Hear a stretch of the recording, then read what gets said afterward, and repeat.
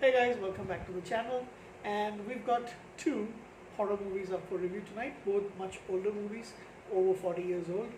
Um, but one movie I've only watched once from 1970, which is a 1973 film.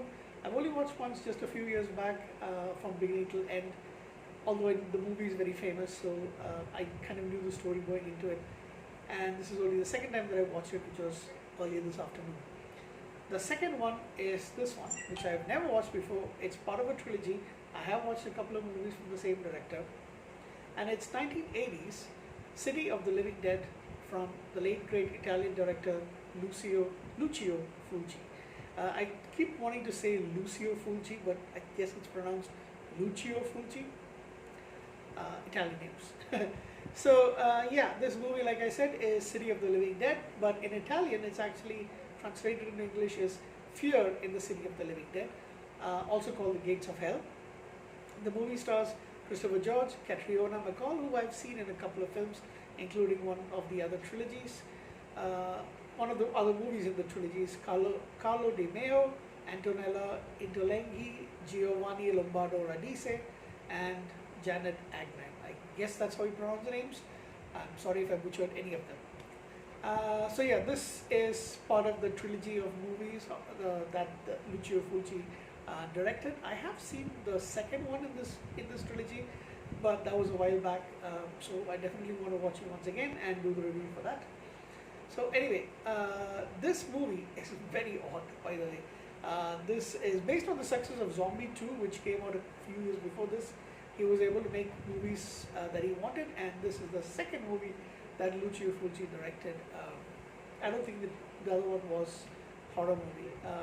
And this is basically about this woman called Mary Woodhouse who goes to, in New York, she's at a seance at a medium, a psychic, or whatever you would call them, named Teresa.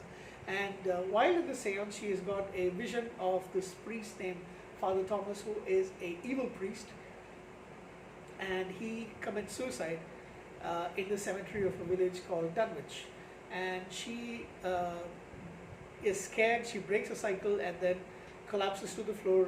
They think she's dead, they call the cops, they call the ambulance, and they basically bury her in a coffin. And as they're, the mud is being partially filled, she wakes up and she starts screaming. And lucky for her, there's this journalist named Peter Bell who comes and rescues her. And then she tries to find Dunwich and stop between the both of them, they want to stop the entry of the dead into the gates of hell. So Father Thomas's role was he wanted to get all the living dead basically come out of their graves on All Saints Day. And when he starts killing a couple of people, there's all this odd, really odd stuff. There's there's a psychiatrist named Jerry who's got a 19-year-old girlfriend. He looks so much more older. He looks at least 40 or something, 40, maybe older than 40. And he's got a 19-year-old girlfriend named Emily Robbins, who's his personal assistant as well. She gets killed by the corpse of Father Thomas with some maggots and dirt and what looks like bubble gum in his hand as well. It's really very funny the way that the special effects were back then. There's this bar where things keep happening.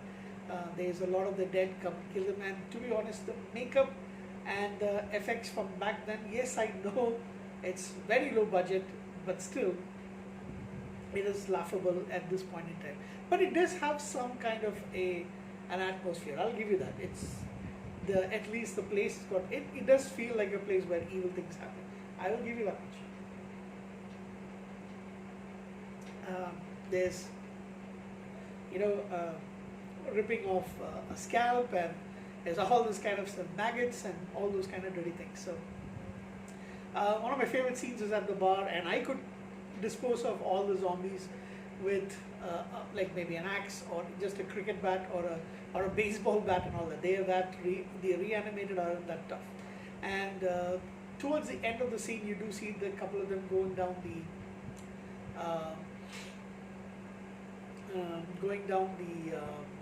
going down this hole in the ground, and finally running into, it's like cave almost, and all these dead start coming out. There's a lot of cobwebs and things, and finally you get to see the, like, the undead as well as Father Thomas. It's like a family tomb almost, and they kill him. Kind of anticlimactic way that they actually kill him, bursting into flames. All the corpses die, and that's basically it. They were able to stop the they were able to stop the takeover of by the undead on that particular night. Very, very odd. That's the end of the movie.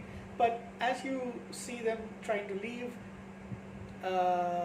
Mary she sees John, who's this young boy. She's actually happy to see him alive, but suddenly she stops, she screams, and everything fades to black. So they kind of left it at a, on a cliffhanger, like maybe some of the undead is still out there and they're trying to attack people. I have no clue. But yeah, a fun movie if you are really in the mood. The problem for me was I was falling asleep. It was late at night, and I should have tried to watch it a little bit more earlier, but it was like almost 1:30 a.m. when I tried to watch the movie, yeah, I was drifting off. It was just a few days ago when we had a day off in midweek.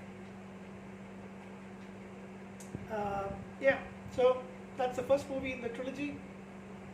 Acting wise, it's the most positive thing about this movie is Catriona MacColl. She was quite pretty back in the day, and she's the light in this entire movie. So Janet Agren is not bad herself, but yeah, I think my eyes go for Catriona MacColl. And she's there in the, I think she's there in the second film in this trilogy. I'm not really sure of the third. I have no clue about it. I happen to have watched the second movie in this trilogy of the Living Dead kind of thing that Lucio Fulci did, so that's how I kind of know that she's there, and I watched that quite a few years ago, maybe like 14, 15 years ago. So that's basically it for the movie. It was made on a budget of, no, I'm sorry, I don't really have the budget. That's funny. It says the box office is 985 million pounds. No way.